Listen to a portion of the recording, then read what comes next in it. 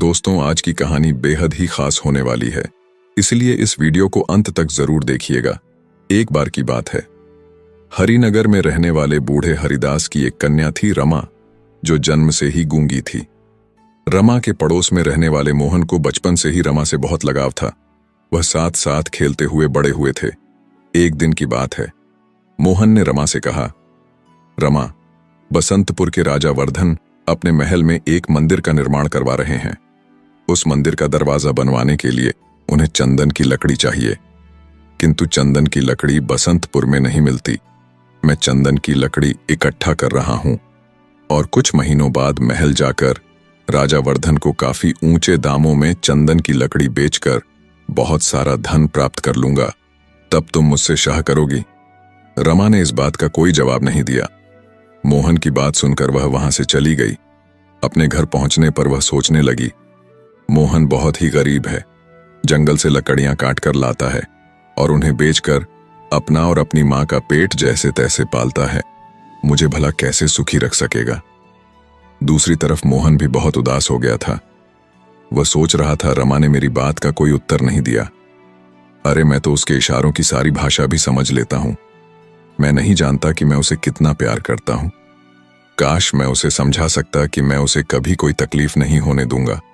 रमा के पिता भी अपनी गूंगी बेटी के लिए हमेशा परेशान रहता थे। दिन यूं ही बीत रहे थे। मोहन रोज जंगल से लकड़ियां काट कर लाता और उन्हें बाजार में जाकर बेच देता था। एक दिन की बात है, हरिदास जब अपने खेतों से वापस अपनी झोपड़ी में आया तो अचानक उसकी तबीयत बहुत खराब हो गई। तब उसकी बेटी रमा ने देखा कि उसके पिता बहुत बीमार हैं, तो वह मोहन को बुलाकर घर में ले आई। मोहन ने जब हरिदास की तबीयत खराब देखी तो वह तुरंत वैद्य को बुलाकर ले आया, परंतु वैद्य जी द्वारा दी गई औषधि का हरिदास पर कोई खास प्रभाव नहीं पड़ रहा था। आखिर एक दिन हरिदास ने रमा से कहा, रमा बेटी, अब मैं बचूंगा नहीं। मैं तो चाहता था कि तेरी शादी कर दूं, फिर चैन से मरूंगा, परंतु मेरे मन की बात मेरे मन में ही रह जाएगी। मगर मेरे जाने के बाद तू घबराना मत।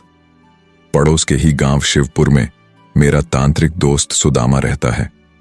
तू शिवपुर जाकर सुदामा से मिलना और यह पत्र उसे दे देना। वह तेरे लिए कोई बहुत अच्छा बंदोबस्त कर देगा, बल्कि कोई अच्छा सा लड़का देखकर तेरा विवाह भी करवा देगा। फिर उसी दिन हरिदास की मौत हो गई।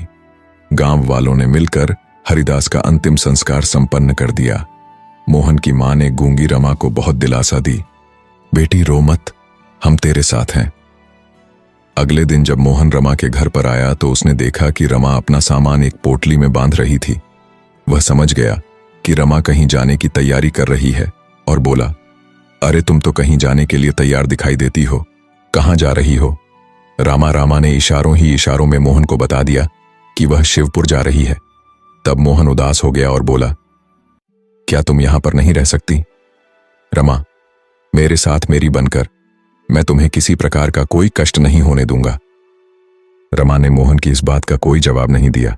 तब वह बोला, ठीक है, यदि तुम जाना ही चाहती हो तो जाओ, मगर मुझे विश्वास है कि मेरा प्रेम तुम्हें एक दिन अवश्य ही मेरे पास वापस खींच लाएगा। यदि तुम कहो तो मैं तुम्हारे साथ चलूं, तुम्हें शिवपुर छोड़कर वापस लौट आऊंगा। रमा ने इनकार में सिर हिलाया और इशारों ही इशारों में मोहन को समझा दिया कि वह उसकी फिक्र न करे, वह चली जाएगी। रमा जब शिवपुर गांव में पहुंची तब वहां का नजारा देखकर वह बहुत डर गई। असल में शिवपुर गांव में मौत की तबाही मची हुई थी। पिछले 2 दिनों से पूरे गांव में अचानक एक महामारी फैल गई थी, जिसके कारण बहुत से गांव वाले मर चुके थे। शिवपुर में हर जगह पर मृत्यु को देखती हुई रमा एक जगह पर पहुंची। तब उसे एक आवाज सुनाई दी। एक झोपड़ी में से किसी के कराहने का तेज स्वर सुनाई दे रहा था, जिसे सुनकर वह रुक गई। वह झोपड़ी के अंदर गई। तब बिस्तर पर एक बूढ़ा आदमी लेटा हुआ था। वह बोला, बेटी तुम कौन हो? इस समय तो मेरे लिए साक्षात देवी बनकर आई हो। असल में रमा यह नहीं जानती थी कि अनजाने में वह अपने पिता के मित्र तांत्रिक सुदामा के यहां पहुंच गई है। वह आदमी बोला, मैं तांत्रिक सुदामा हूं। बेटी दुनिया को चमत्कार दिखाया करता था, मगर आज लकवे का शिकार होकर लाचार पड़ा हूं। तुम जरा सी तकलीफ कर सकती हो। वह सामने कमंडल में जो जल रखा हुआ है वह मेरे मुंह में डाल दो। रमा ने आगे बढ़कर कमंडल उठाया और वापस पलटकर तांत्रिक सुदामा के पास पहुंची। मगर यह क्या, तांत्रिक सुदामा तो मर चुका था। रमा ने देखा, अरे यह तो मर चुके हैं, अब मैं कहां पर जाऊं और क्या करूं। इतने लंबे सफर के बाद रमा को बहुत तेज प्यास भी लग रही थी।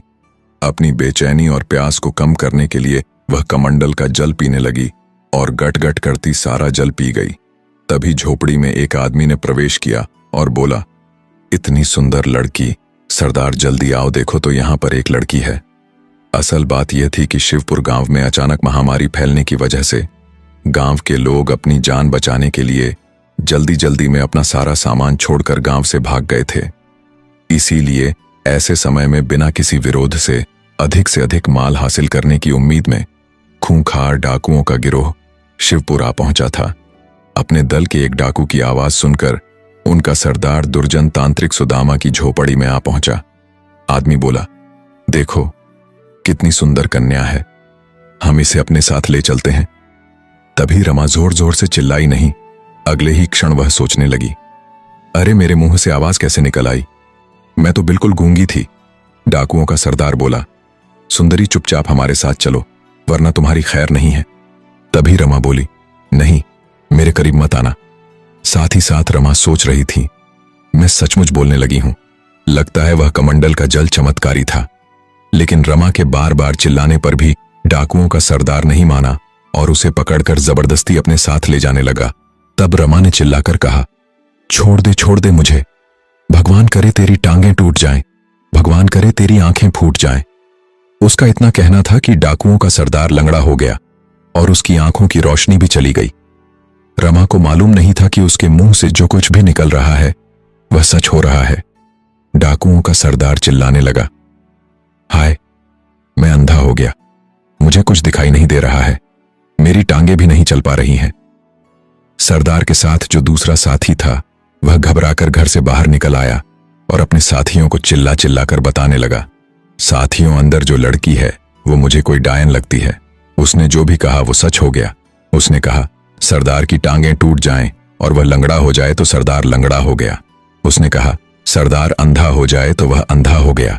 अवश्य ही वह कोई जादूगरनी डायन है। मैं तो कहता हूं हम सबको यहां से भाग जाना चाहिए, इसी में हमारी भलाई है। बाकी सब डाकू वहां से भाग चुके थे। अब वहां पर सिर्फ रमा और वह अपाहिज डाकू ही बाकी रह गए थे। डाकुओं का सरदार, जो अब अंधा और लंगड़ा हो चुका था, वह रमा से कहने लगा, सुनो देवी, मुझे अंधे और अपाहिज को यहां पर छोड़कर मत जाओ। रमा ने कहा, परंतु मैं तुम्हें अपने साथ कैसे ले जा सकती हूं, तुम तो चल भी नहीं सकते और इस महामारी से ग्रस्त गांव से निकलने के लिए मुझे एक तेज भागने वाले घोड़े की जरूरत है। तुम घोड़ा बन जाओ तो मैं तुम्हें अपने साथ रख सकती हूं। रमा की बात पूरी हुई कि डाकुओं का सरदार एक घोड़े में बदल गया। रमा सोचने लगी, वाह, यह तो कमाल हो गया। इसके बाद वह घोड़े पर सवार हो गई और उस गांव से बाहर चल पड़ी। फिर एक अन्य गांव बसंतपुर में जा पहुंची। उस गांव में चारों तरफ सन्नाटा छाया हुआ था। रमा सोचने लगी, ऐसा लगता है जैसे मैं किसी मुद्दों की बस्ती में आ गई हूं। इतने मकान हैं पर सबके दरवाजे बंद हैं, कहीं कोई आदमी दिखाई नहीं दे रहा है। परंतु रात हो गई है। रात को सफर करना ठीक नहीं है, यही किसी घर में शरण लेकर विश्राम करना ही ठीक रहेगा। ये सोचकर उसने एक घर का दरवाजा खटखटाया। किसी ने डरते डरते दरवाजा खोला और पूछा, कौन हो तुम? रमा ने कहा, मैं एक परदेसी हूं बाबा, रात भर के लिए मुझे यहां पर शरण चाहिए। ठीक है, जल्दी से अंदर आ जाओ। उस आदमी के घर में वह और उसकी पत्नी थे। रमा ने उनसे पूछा, बाबा, अभी तो ज्यादा रात नहीं हुई है, पर इस गांव में हर तरफ गहरा सन्नाटा छाया हुआ है, आखिर बात क्या है? कुछ मत पूछो बेटी, इस गांव में रोज रात को न जाने कहां से एक उड़ता हुआ राक्षस आता है। स्त्री, पुरुष, बच्चे या जानवर जो भी प्राणी दिखाई दे उसे उठाकर ले जाता है। मेरे घर में अधिक जगह नहीं है, वरना मैं तुम्हारे घोड़े को भी अंदर कर लेता। अगर वह राक्षस हमारे घर की तरफ आया तो वह तुम्हारे घोड़े को अवश्य ही उठा ले जाएगा, और अगर मेरे घोड़े ने उस राक्षस को मार दिया तो आप देखना बाबा, आज ऐसा ही होगा। अरे क्या कहती हो बेटी, यहाँ के राजा वर्धन ने घोषणा कर रखी है कि जो भी उस राक्षस को मारेगा उसे 1 लाख अशर्फियां दी जाएंगी। तुम्हारी बातें तो हौसला देने वाली है, मगर सुनकर हंसी भी आ रही है। भला जिस राक्षस को बड़े बड़े योद्धा ना मार सके, उसे तुम्हारा घोड़ा कैसे मार देगा? तुम खाना खाकर सो जाओ बेटी। हम भगवान से प्रार्थना करेंगे कि राक्षस तुम्हारे घोड़े को ना ले जाएं। और फिर रमा बड़ी ही निश्चिंत होकर रात को सो गई। सुबह के समय उसे कुछ शोर सुनाई दिया। तब रमा की आंख खुली। घर के मालिक ने कहा, कमाल हो गया बेटी, तुम्हारी घोड़े ने सचमुच उस राक्षस को मार दिया है। बाहर चलकर देखो, राक्षस मरा पड़ा है। रमा उठकर बाहर आई तो बाहर बहुत ही भीड़ थी और वह विशालकाय राक्षस वहां पर मरा पड़ा था। रमा का घोड़ा उसके सीने पर खड़ा था। राक्षस के मारे जाने की खबर राजा वर्धन के पास पहुंची और वह कहने लगे, क्या कहते हो? एक लड़की के घोड़े ने उस राक्षस को मार दिया। हमें यकीन नहीं आता। राजा वर्धन ने तुरंत अपने सेनापति को बुलाया और कहा, सेनापति, शत्रुजीत हम चाहते हैं उस लड़की को पूरे आदर और सम्मान के साथ हमारे सामने पेश किया जाए। तब सेनापति वहां पर पहुंचा जहां रमा रुकी हुई थी। उसने रमा से कहा, हमारे महाराज ने आपका सम्मान करने के लिए आपको बुलाया है, कृपया आप मेरे साथ चलिए। रमा सेनापति के साथ चल दी, किंतु उसे मालूम न था कि सेनापति के मन में क्या चल रहा था। वह मन ही मन में सोच रहा था, लड़की अच्छी है, अगर मैं इससे शादी कर लूं तो 1,00,000 अशर्फियां भी मुझे ही मिल जाएंगी। हिम्मत करके सेनापति ने अपने दिल की बात रमा से कह दी, सुनो, मैं इस देश का सेनापति हूं, तुम मुझसे शादी करोगी? सेनापति की बात सुनकर रमा जोर से हंसने लगी और बोली, क्या बात करते हो चाचा, तुम तो बूढ़े हो रहे हो और मुझसे शादी करने के सपने देख रहे हो। रामा का इतना कहना था कि तभी सेनापति अचानक बूढ़ा हो गया। वह सोचने लगा, हाय, ये मुझे क्या हो गया, मैं तो बिल्कुल बूढ़ा हो गया हूं। इस लड़की ने जो कुछ कहा वह सच हो गया। जरूर ही यह कोई मायाविनी है। और वह रमा को लेकर अपने साथ राज दरबार में पहुंचा। राजा ने कहा, अरे तुम कौन हो? तुम्हारी शक्ल तो हमारे सेनापति के साथ मिलती है। मैं सेनापति ही हूं महाराज, मगर मेरी यह दुर्दशा कैसे हो गई, इसके बारे में मैं आपको अकेले में बताना चाहूंगा। राजा वर्धन सेनापति को अपने गुप्त कक्ष में ले गए। वहां सेनापति ने अपनी हालत का कारण रमा को बताया, किंतु कुछ इस तरह से, महाराज, वह लड़की रमा मुझसे कहने लगी, अरे सेनापति हो तुम, मैं किसी सेनापति से ही शादी करना चाहती थी, किंतु तुम बूढ़े हो। उसका इतना कहना था कि मैं बूढ़ा हो गया। यह लड़की बहुत ही खतरनाक है महाराज, ये जो कहती है वह सच हो जाता है। सेनापति से रमा की इस विशेषता के बारे में जानकर राजा वर्धन चिंतित होकर विचार विमर्श करने के लिए अपने महामंत्री को बुलाते हैं। महामंत्री हरिदास ने कहा, मेरे विचार से हमें इस लड़की को सभी सुख सुविधाएं उपलब्ध करवानी चाहिए। क्या मतलब? मतलब यह महाराज कि हम इसे रहने के लिए एक अच्छा घर, खाने पीने के लिए बढ़िया पकवान और आराम के लिए नौकर चाकर उपलब्ध करा देते हैं। फिर महामंत्री हरिदास ने अपनी पूरी योजना विस्तार पूर्वक राजा वर्धन और सेनापति को बता दी और कहा, हम इस लड़की को हर तरह का आराम उपलब्ध करा देते हैं। बदले में हम अपने देश के दुश्मनों को दबाने में और उनका नाश करने में इस लड़की की मदद ले सकते हैं। फिर सब कुछ महामंत्री हरिदास की योजना के अनुसार ही हुआ। रमा को रहने के लिए एक शानदार महल, सेवा के लिए नौकर चाकर उपलब्ध करा दिए गए। साथ ही इनाम की 1,00,000 अशर्फियां भी उसे दे दी गई। कुछ दिनों बाद एक दिन राजा वर्धन ने महामंत्री हरिदास के सुझाव पर अमल करते हुए रमा को अपने गुप्त कक्ष में बुलाया। रमा ने पूछा, आपने मुझे बुलाया महाराज? हाँ बिटिया, हम तुमसे एक बात पूछना चाहते हैं। क्या महाराज? हमारा पड़ोसी राज्य सुजानपुर बड़ा ही शक्तिशाली है।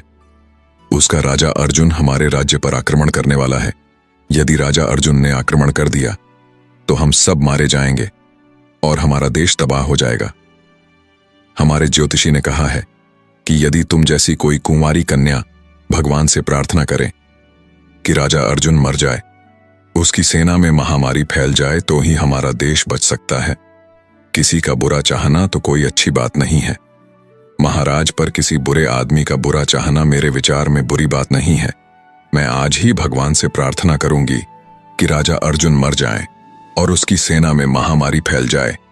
राजा वर्धन के इरादों से बेखबर रमा ने भगवान से प्रार्थना की। ऐसा करते ही राजा अर्जुन की मृत्यु हो गई और उसकी सेना में महामारी फैल गई। इसके कुछ दिनों बाद राजा वर्धन ने फिर से रमा को अपने गुप्त कक्ष में बुलाया और कहा, बेटिया, हमारे पड़ोस के राज्य ज्वालापुर की जनता पानी के अभाव से प्यासी मर रही है। वहां की नदियां सूख चुकी हैं। हम चाहते हैं कि वहां पर बाढ़ आ जाए और सारे राज्य में पानी पानी हो जाए। किंतु महाराज, मैं इसके लिए क्या कर सकती हूं? बेटी, तुम भगवान से यही प्रार्थना कर सकती हो कि ज्वालापुर में बाढ़ आ जाए। जब रमा ने ज्वालापुर में बाढ़ आने की बात जुबान से निकाली तो सारे ज्वालापुर में भयंकर बाढ़ आ गई और सब कुछ तहस नहस हो गया। ज्वालापुर में बाढ़ की खबर जब राजा वर्धन और उसके महामंत्री हरिदास को पता चली तो वे दोनों बड़े ही प्रसन्न हुए। वह महामंत्री बोला, यह तो कमाल ही हो गया। हमारे दोनों पड़ोसी शत्रु राज्यों की हालत अब बहुत ही खराब हो चुकी है। अब यदि हम इन राज्यों पर आक्रमण कर दें तो हमारी विजय निश्चित होगी। रमा यह नहीं जानती थी कि वास्तव में राजा वर्धन ने उसे अपनी स्वार्थ सिद्धि का साधन बना लिया है। कुछ महीने और बीत गए। हर तरह की सुख सुविधाएं होते हुए भी रमा पूरी तरह से संतुष्ट नहीं थी। वह एक दिन सोच रही थी, कितने नौकर चाकर हैं मेरी सेवा के लिए, परंतु फिर भी मैं कितनी अकेली हूं। अब मुझे शादी कर लेनी चाहिए। उस रात जब रमा गहरी नींद में सो रही थी तो उसके महल में अचानक बहुत से सैनिक आ गए और सोती हुई रमा को पलंग सहित उठाकर ले गए। रमा के महल के नौकर चाकरों को उन सैनिकों ने बड़ी ही बेदर्दी से खत्म कर दिया। जब रमा की आंख खुली तो वह कहने लगी, अरे मैं कहां पर हूं और आप सब कौन हो? हम आपके शुभचिंतक हैं, आपके मित्र हैं। हमने महामंत्री हरिदास के कहने पर आपकी जान बचाई है। क्या मतलब? तभी महामंत्री हरिदास ने वहां पर प्रवेश किया और बोले, मतलब मैं बताता हूं। कुमारी जी, हमारे राजा वर्धन ने आपकी वजह से अपने 2 शत्रु राज्यों पर विजय प्राप्त कर ली, किंतु अब वह इस डर से आपकी हत्या करवाना चाहते हैं कि कहीं कल को आप उनके लिए ही खतरा न बन जाओ। रमा बोली, मैं आपकी बात नहीं समझी मंत्री जी। मंत्री बोला, मैं आपको समझाता हूं, क्योंकि आपकी बात हमेशा सच हो जाती है। इसीलिए महाराज वर्धन ने सोचा कि कल को तुम बसंतपुर की महारानी बनने के सपने देखने लगोगी, इसीलिए उन्होंने तुम्हारी हत्या का आदेश दिया है, किंतु हमने तुम्हें बचा लिया। मुझे विश्वास नहीं होता कि महाराज ऐसा आदेश कैसे दे सकते हैं, मगर सच्चाई तो यही है कुमारी जी। आप इन सैनिकों से पूछ लीजिए, मैंने अपनी जान पर खेलकर आपको बचाया है। फिर महामंत्री हरिदास ने अपने विश्वसनीय साथियों की मदद से रमा को यह विश्वास दिला दिया कि राजा वर्धन सचमुच ही उसे मार देना चाहता था। रमा बोली, भगवान की कसम, मैंने तो कभी महारानी बनने का विचार तक नहीं किया, किंतु अब मैं महारानी बनकर रहूंगी। मंत्री बोला, बड़ी आसानी से हो सकता है कुमारी जी। आप भगवान से प्रार्थना कीजिए कि महाराज वर्धन और उनके परिवार पर राजमहल की छत आ गिरे। इस प्रकार महाराज और उनके परिवार की मौत हो जाएगी। तब मैं अपने सैनिकों की मदद से तुरंत राज सिंहासन पर अपना अधिकार कर लूंगा और राजा बन जाऊंगा। फिर मैं तुमसे विवाह करके तुम्हें बसंतपुर की महारानी बना दूंगा। ठीक है, यदि आप सच बोल रहे हैं तो मैं भगवान से प्रार्थना करती हूं कि राजमहल की छत गिर जाए और महाराज की मृत्यु हो जाए, परंतु यदि आपने झूठ बोला तो भगवान आपको मिट्टी का बना दे। रमा ने अपनी बात पूरी ही की थी कि महामंत्री हरिदास मिट्टी की मूर्ति में बदल गया। अगले ही पल हरिदास के सभी सैनिक रमा के कदमों में गिर पड़े और क्षमा मांगने लगे। बाद में रमा के पूछने पर सैनिकों ने बताया कि महामंत्री हरिदास के दिमाग में राजा वर्धन को मरवाकर राजा बनने का विचार आया था और उसी ने षड्यंत्र करके रमा के सभी नौकर चाकरों की हत्या करवाकर उसे महल से उठवा लिया था। वास्तव में महाराज वर्धन ने तो रमा के किसी बुरे की कल्पना तक नहीं की थी।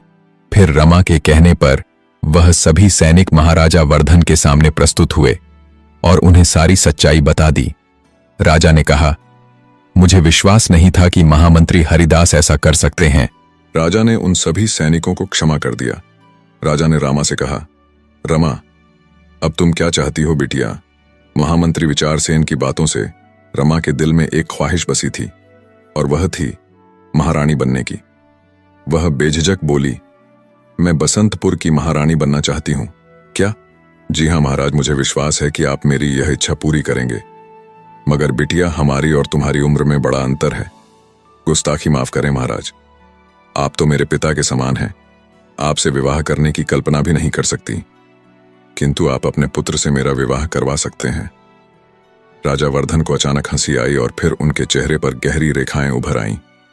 बेटियां भगवान ने मुझे एक के बाद एक 4 बेटे दिए थे, लेकिन मेरा सबसे बड़ा बेटा आज से 15 वर्ष पूर्व, जब वह 10 साल का था, एक सरोवर में डूबकर मर गया था। उससे छोटे 2 बेटे 10 साल पहले मेरे साथ जंगल में शिकार के लिए गए थे, पर एक नरभक्षी शेर ने आक्रमण कर दिया और दुर्भाग्यवश वह मेरे दोनों बेटों को उठाकर ले गया। उस दिन से मैंने शिकार करना छोड़ दिया। अब मेरा एक बेटा और एक बेटी है। बेटे की उम्र केवल 8 साल है और वह तुमसे बहुत छोटा है। क्या अब भी तुम मेरे बेटे से विवाह करना चाहोगी? नहीं महाराज, किंतु मैं बसंतपुर की महारानी बनना चाहती हूं। मेरी इच्छा पूरी करने के लिए आपको कुछ करना होगा। रमा की जिद के आगे राजा खुद को बेबस महसूस कर रहे थे। खैर, उस सभा के बाद राजा जब अपने कक्ष में पहुंचे तो उनकी पत्नी ने पूछा, क्या बात है महाराज, आप बहुत उदास हैं? राजा वर्धन ने अपनी पत्नी को अपनी उदासी का कारण बताया और रमा के बारे में सब कुछ बताया। महारानी, उस लड़की की बातों में बड़ी ताकत है। वह जो भी कहती है वह सच हो जाता है। ठीक है महाराज, इस समस्या से छुटकारा पाने का उपाय मैं बताती हूं। और फिर अगले दिन राजा ने रमा से कहा, बिटिया, हमने निर्णय लिया है कि कल सुबह तुम्हारे राजमहल के बाहर जो व्यक्ति सबसे पहले तुम्हें दिखाई देगा, उससे तुम्हारा विवाह कर देंगे। इस प्रकार वह बसंतपुर का राजा बन जाएगा और तुम बसंतपुर की महारानी। राजा वर्धन की बात सुनकर रमा बहुत प्रसन्न हो गई। किस्मत की बात है, उसी रात को रमा का बचपन का साथी मोहन चंदन की लकड़ियों का गट्ठर लेकर बसंतपुर आया।